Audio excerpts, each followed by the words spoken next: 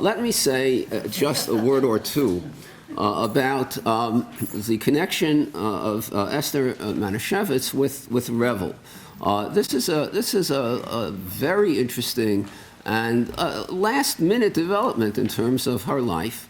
We wanted to run a program independently of any thought of Esther Manischewitz about Nechama Leibovitz.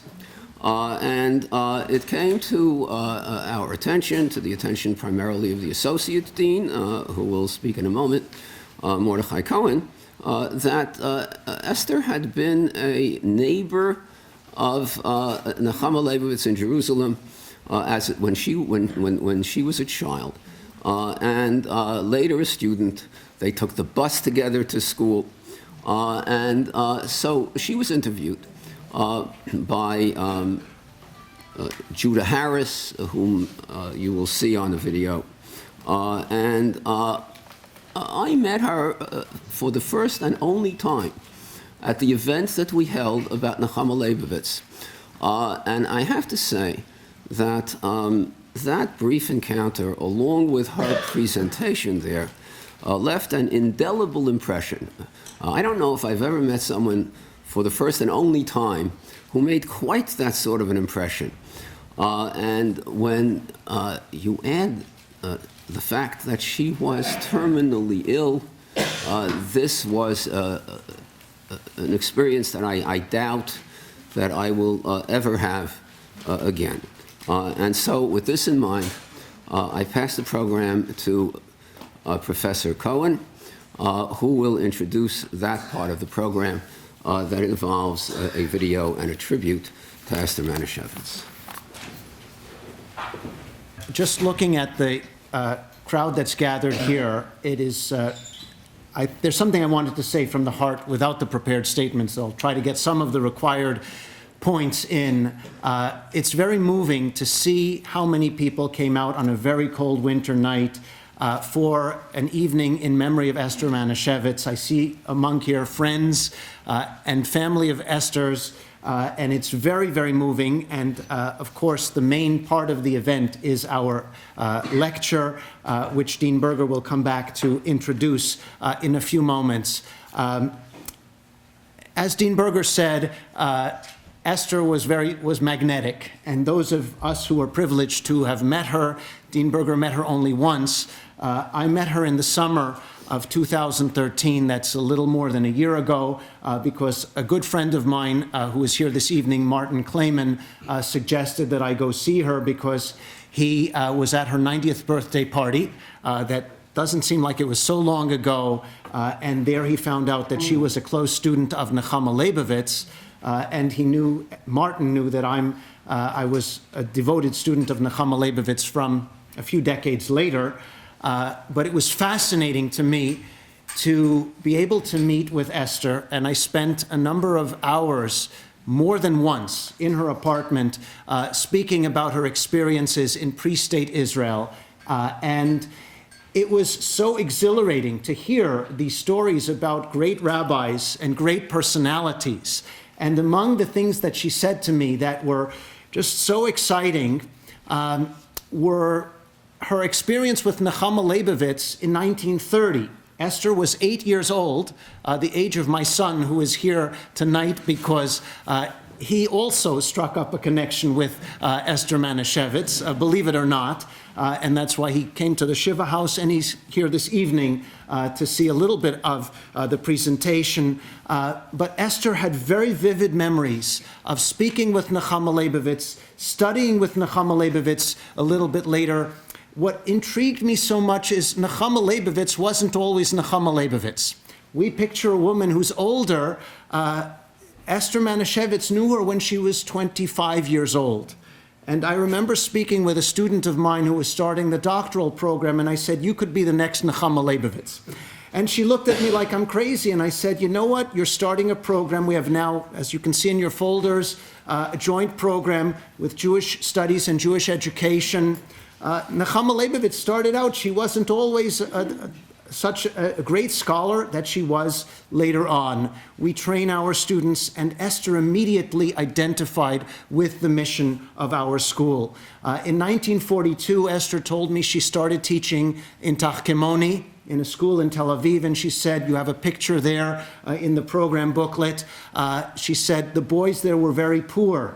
And I said, I know, because my father was a student there, and he graduated, with quotation marks, in 1938 after 9th grade. His father didn't have tuition money to pay for any education beyond that. And they came from Poland in 1935, where they were well off.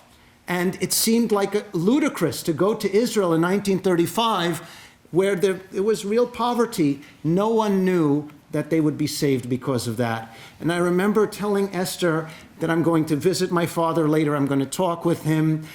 She loved those stories. She said to me, it's so important to keep alive our tradition, and that's what motivated her to come and participate in our program. Now, the short video that you're about to see is taken from, in part, her original interview that Judah Harris did, but also her appearance at the event celebrating the scholarship of Nechama Leibovitz. Our rabbis say, tzadikim b'mitatam kruyim chayim. Esther would have been very pleased about our gathering today to study about spiritual resistance by Jewish women during the Holocaust, a lecture by our celebrated Professor Shnayer Leiman. But first, let us hear from Esther in her own words from video footage taken while she was still with us. Thank you. You can see from this short video, which is very moving, because I really feel like I saw Esther once again, the close connection she had with Yeshiva University. We are aiming to do other lectures like this for the community, and we therefore started the Esther Manischewitz Community Education Fund, about which you can see further information in the booklets in front of you, and also on the Revel website. So Sharon, please.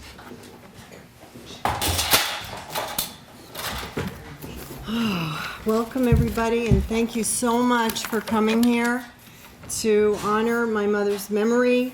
It's especially special to me in that this has just been the 1 year passing of my of our mother on Yud Bet Kislev. So this is to me a memorial for her, and it also is the anniversary of our father's passing, William Manischewitz, which was Yud Bet Tevet. So it's just nice we can come together and be here in this community that my parents were so instrumental in founding, and so proud of the community here in Teaneck. I was thinking about my father's passing and wanted to just remember him a little bit. My father loved gematria, so just one moment that I wanted to share. I looked up in the Parsha, I added my father's 19 years plus my mother's 1 year of passing, so I decided to look up the pasuk of 20 of Kaf, adding the two numbers, and there it mentioned Moshe as Ish Mitzri, the Egyptian man who helped Yitro's children. And I thought how interesting that was, and of course it's spoken about that here this great Jewish leader is called the Egyptian man. And what brought it to mind to me was my parents, in that whoever walked through our doors, whatever they were called, and you wouldn't know necessarily, right? If you hear Ish Mitzri, you'd think that, and here it was, Moshe Rabbeinu. So how ironic is that? And it was the same in our home. Whatever somebody was called, or whatever they looked like, or how they were different or not, they were welcome in the same way. And that was a great lesson for me, and has helped me to really appreciate everybody from any background, and to just know that they could be Moshe Rabbeinu or of that level, no matter what name that they would come through the door. And that's how my parents were. And it's a wonderful trait, and I appreciate it, and I appreciate their memory. I appreciate the speaker tonight. I appreciate Judah Harris for making these wonderful films, and the Revel Graduate School for this. And I appreciate our dear, dear friend Tamar, Kahane, who will speak after me, a few words to remember my mother by. Most of all, I'd like to thank you, Mordechai Cohen, for having my mother's name and life live on, which she so deserves. And I really wanted to give you a gift of appreciation. And so I have for you, if you want to come up here, I present to you a portrait of my mother. Oh, wow. Thank you. Thank you very much. Thank I really you. appreciate it. Thank you. Come on. Good evening, everyone. On behalf of Dov and myself and our children, we are all grateful to Hashem for having had Esther in our lives for all these years and still painfully saddened by her passing. 23 years ago, when Dov and I were a young married couple and we had just come to Teaneck, I was co-chairing the Romer Country Fair, and I asked for volunteers.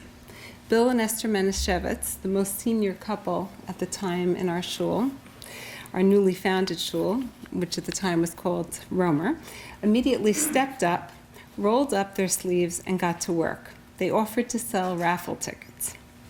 That year saw more raffle tickets sold than ever before and ever after, thanks to the engaging personalities of Esther and Bill Manischewitz. Nobody was saying no to Esther or Bill. That was the kind of people they were, and that is how we first got to know them. We had the privilege of Esther's presence at many Shabbat meals and family gatherings, where she always took an active interest in all of our lives and felt like she was part of the family.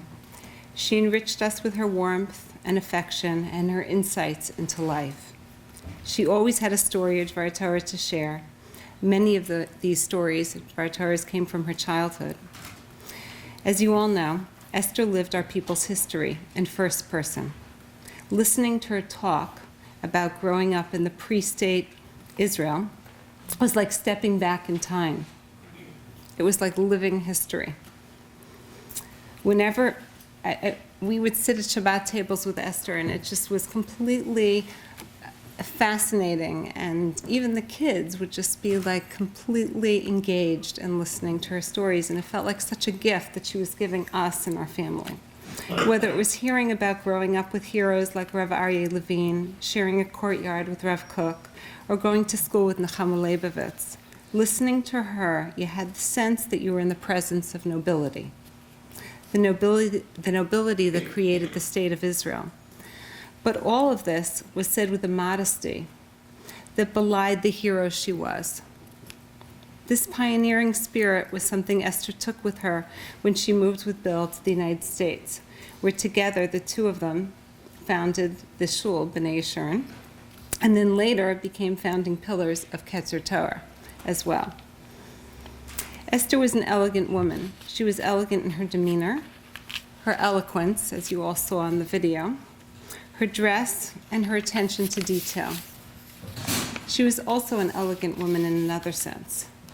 She was able to make the challenges and struggles that she faced look simple and effortless. Esther was an intellectual and a truly religious person. She loved learning Torah and sharing words of Torah.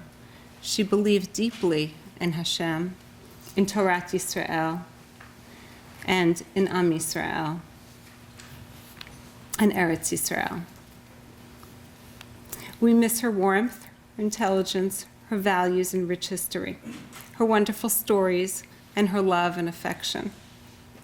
Her loss feels like a closing of an era and a break in our link to our Zionistic heritage. She was truly, truly a remarkable person in so many ways. I know that her memory will continue to serve as an inspiration to all of us. Yehi Zichra Baruch.